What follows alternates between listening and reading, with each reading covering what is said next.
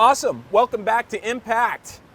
This is awesome. We've had over 60 interviews, starting with Marty O'Connor, and now we're here with the one and only Glenn Stearns in beautiful Corona del Mar, California. Believe it or not, this shot is happening a week before our attempt for the Guinness World Records for the largest virtual marketing conference that's happening right now. So I'm super stoked to have Glenn Stearns here. What an honor to have you as one of our final interviews for this show. Glenn, tell our audience just a little bit about your background, how you grew up. Sure. A little bit about who you are. Well, Glenn Stearns, from Maryland, grew up in Rockville, Maryland. My dad was a printer. My mom was a grocery checker and cleaned homes. And so real humble beginnings, you know. They struggled with alcohol and drug addiction and things like that.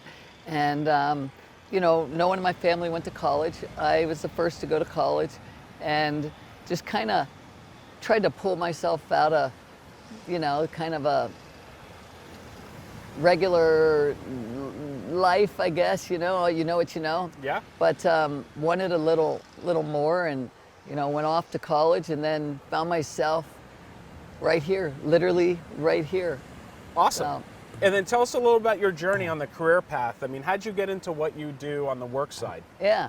Well, like I said, it all started right here, literally. When I drove out with a buddy of mine to California, what happened was I found myself sitting on a bench, literally right behind these guys. Right. Okay. And it was the one right up here. And I looked out over here and I was just by myself thinking about life. And I saw these just beautiful people, beautiful homes, beautiful cars, and thought, I want this. Right. Like, what does it take to get this, right? So I saw a man in that house right there, and he was working on his garden. So I walked up to him and I said, what did it take to get this house? Right.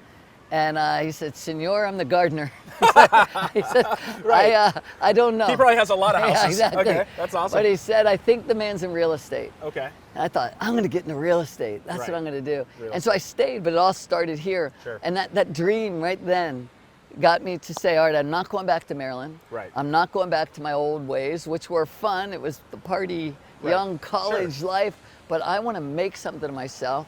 And I became a loan officer, you know, and began, you know, kind of in a world that I didn't know anything about, but decided I wanted to kind of see what I could do, you know? Sure. And off I went. So where did that fire come? I mean, what is it? Someone in your life, your parents, or was it? How did you get so motivated? Because everyone wants this dream, right? I mean, but how did you get so motivated to do the impossible? I mean, what was that fire inside? What's the torch that's lighting? I'd call it probably adversity. Okay. You know, I mean, I grew up again pretty tough. I didn't know it. You know, you don't know when you're growing up how you know, you just know what you know. Right. And again, having some parents that had some struggles. You know, my mom would put us in the car and say, let's go, kids, we're going to get lost. Right. And I think it was because there were some issues at home, right? Sure. And we would go to get lost, and we would drive and drive, and she'd say, guess what? You know, we'd say, we're lost, you know, and we'd have to find our way home. And so I found that at times when struggle and when people that get lost, they get nervous and scared, I found it exciting, you know, and so it changed my thought process, you know. At fourth grade, I had failed fourth grade because of dyslexia and some other things. In 8th grade, I had a child. Right, so my daughter's 41 right now. Wow. So those little things that came along, you know, really, I think they either turn somebody into real dark side or it motivates you to do other things. And in my life, you know, I think it made me, it was a wonderful gift and a blessing in disguise. You know, that pain kind of makes you say, I'm gonna freaking do it, man. I'm gonna make something of myself. You earn that badge and you go through that and you get stronger for something even greater. Boy, that getting lost, I think we all at some degree sometimes need that escape, right? Yeah. We go to the movies or we, you know, watch a Netflix or something like that.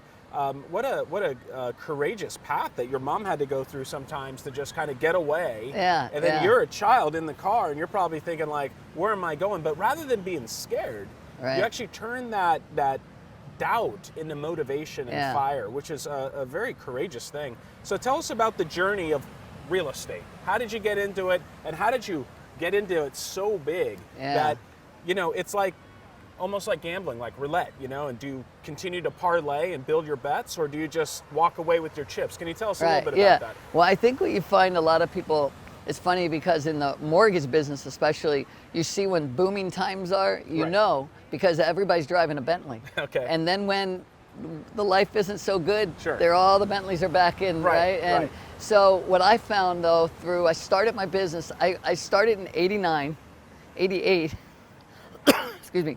In 88, I was here. In 89, I began my own company 10 months later, which was, they say ignorance is bliss, right? I didn't know what I didn't know. Right. But what happened was I began to grow through the, the process of the kind of learning and figuring out what it took to get, my own, I was a broker, then I wanted to become a banker, then I wanted to have my own appraisal company, and I kept adding on. Right. But all along the way, what I think is the most important part is I kept reinvesting all of my profits back into the company. Wow. And that delayed gratification is real, right? I mean, if you can continue to do that instead of taking it out and buying one of these beautiful homes, which I didn't buy in those first 20 years, and I could have, right? But it was more about realizing the power of reinvesting your money was so important, because I could then get bigger warehouse lines. I could then become a bigger banker and so on and so forth. And so that was probably the key. Instead of just going out and just buying material things, Glenn reinvested. And tell us a little bit about how you took some of that reinvestment and you manufactured this culture within the lending industry that was so different than other companies that led your own workforce to be just as empowered as you. Can you talk about that magic, like how you were able to do that? You know, it's funny because you're right. I mean, it is magic because many big companies, many small companies, they don't have it, and you don't realize it until you got it, you know, when everything's running so well. And so what I found was, just to give you another example, there was a company, California Mortgage, and all I heard were great things about them, great things. What is the magic behind these people? And so I went after them. I want to meet these people. I want to find out. And it took me so long, but I found and met the gentleman that owned the company, and would ask what it was. And he talked about integrity. He talked about your word, giving back, and trying to make sure that people understood this wasn't a job. This was a life, a purpose, a career, right? This was something bigger than just a job. And I realized, wow, I think I'm doing all that. Like it was validating a lot of what I thought. But then I poured more into wanting all of our family, our people, to realize this was important, that we all take this and we're proud of where we are. And when you can do that and you can instill that, I don't care if it's the receptionist up to the president, if everybody's feeling it and they realize they're there for a higher purpose, you can create amazing things out of that. Awesome. And along your career, I mean, you not only just dominated in the mortgage industry, but you as a human are just so incredibly generous and philanthropic and involved with so many things. You've received the Horatio Alger, Ellis Island Medal of Honor. These are just amazing steps along the way. Can you tell us a little bit about what failure felt like getting there? Because it couldn't have just been success. How did you master the failure and rise over it? Well, I mean,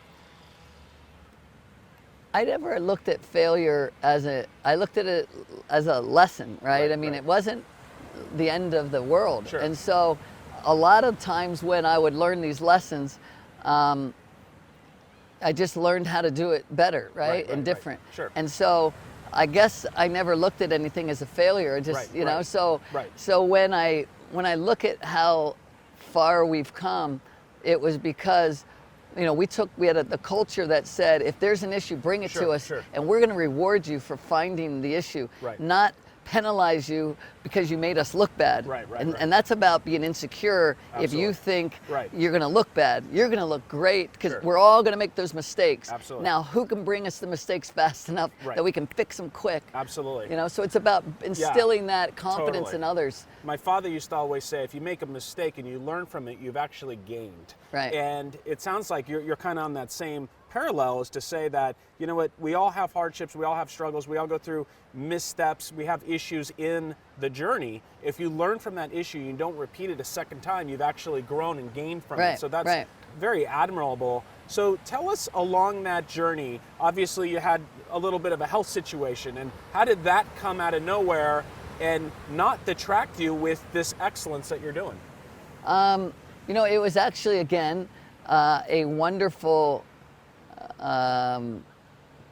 enlightenment to me, because it allowed me to slow down and to go, okay, what is important and what isn't important? And also the biggest gift of all was that it allowed me to be even more grateful for, you know, everything around me, because I've been very fortunate, to your point, grew up in a not so great, you know, childhood, and then to go, okay, this turned out pretty well so far, and to much is given, much is required, right? As they say.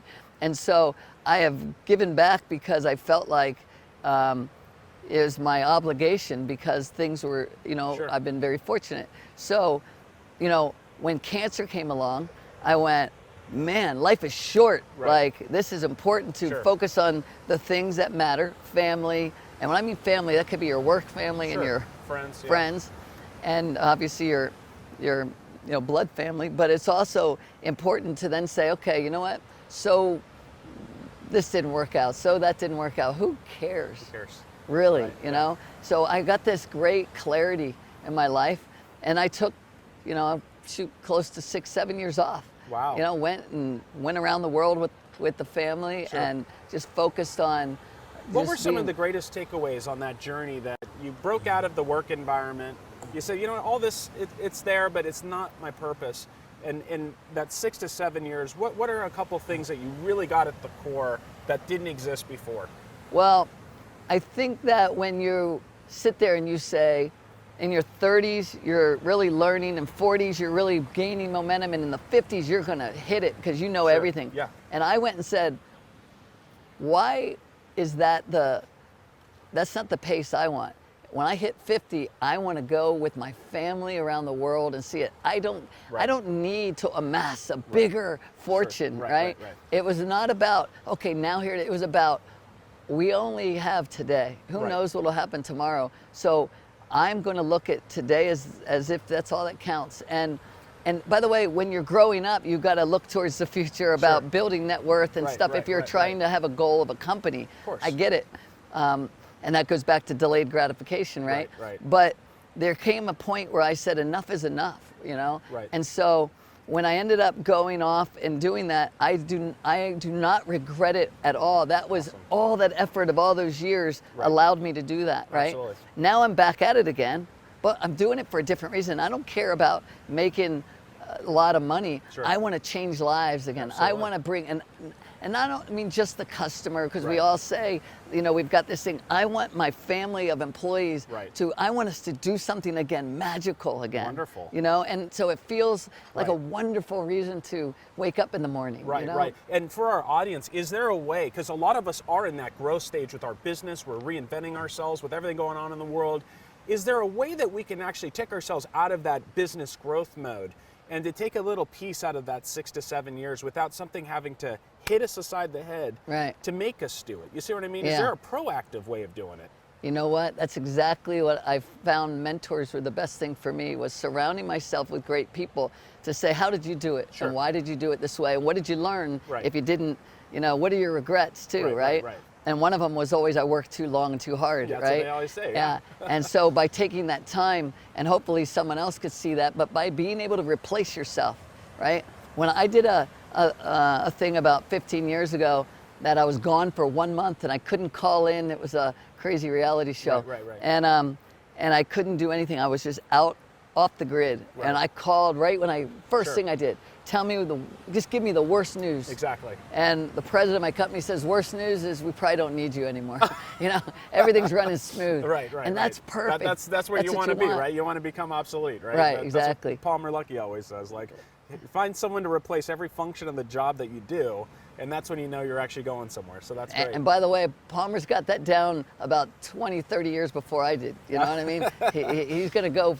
He's going to go far. I bet he will. Absolutely. And he's actually in a segment coming up right now. So look, Glenn, let's summarize this now. We like to ask our awesome content contributors about adversity. We know that you face adversity with health, with business, with growing up. Can you give some advice as to when you're in a dark place, a way to kind of look past the adversity or to kind of listen to a voice that may not exist to help get some of us that are struggling past that adversity? Any thoughts to that? Yes. I think that adversity, I think that darkness, I think that pain, you have two ways to look at it, right? You can look at it like, as a victim, right? And you can look at it like, why me? Or you can say, wow, I think I'm at the bottom of this hole. Right. There's no way to go but up from here. Right. And so you have a choice again. And so when you're in a dark place, you have to realize that no life is perfect. We don't go like this. Right. We go like this, we go like this, we go like this. Yes. And so when you're up here, it's wonderful to stop, Right. smell the roses and say, thank you for this. And when you're down here, Right. it's wonderful to stop and then say, Sure. you know what? I've got nowhere to go but up. Correct. So it's about this, right? Yes. Okay. And if you can surround yourself with great people, okay, people that you can call your mentors and friends, and then you can rely on them, not to let them, lend you money, but Right. to just so that you can lend their ear, Yeah, right? absolutely. And you can just sit and listen and say, this is what I'm going through. I think you'll find it's a moving Sure. segment. It's never going to be Absolutely. in one spot. Such a good piece of advice. Glenn Stearns, thank you so much. Yeah, I present to great. you one of my greatest idols of life, and thank you so much for being on Impact 20. I present to you Mr. Glenn Stearns. Thank you.